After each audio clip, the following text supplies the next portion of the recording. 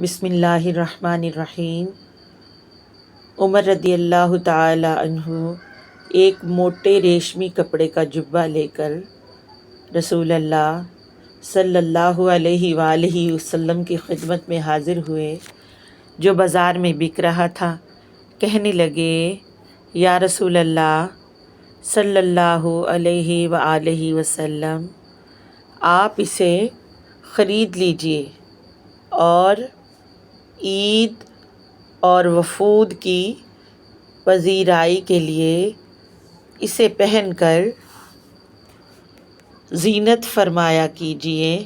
اس پر رسول اللہ صلی اللہ علیہ وآلہ وسلم نے فرمایا کہ یہ تو وہ پہنے گا جس کا آخرت میں کوئی حصہ نہیں۔ اس کے بعد جب تک خدا نے چاہا عمر رہی۔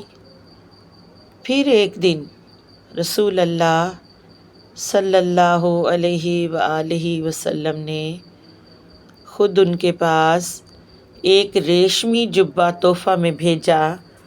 حضرت عمر رضی اللہ تعالی عنہ اسے لیے ہوئے آپ صلی اللہ علیہ وآلہ وسلم کی خدمت میں حاضر ہوئے اور کہا، یا رسول اللہ صلی اللہ علیہ وآلہ وسلم، آپ صلی اللہ علیہ وآلہ وسلم نے تو یہ فرمایا کہ اس کو وہ پہنے گا جس کا آخرت میں کوئی حصہ نہیں۔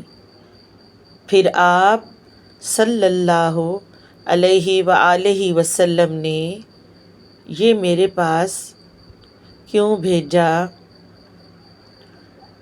رسول اللہ صلی اللہ علیہ وآلہ وسلم نے فرمایا کہ میں نے اسے تیرے پہننے کو نہیں بھیجا، بلکہ اس لیے کہ تم اسے بیچ کر اس کی قیمت اپنے کام میں لاؤ۔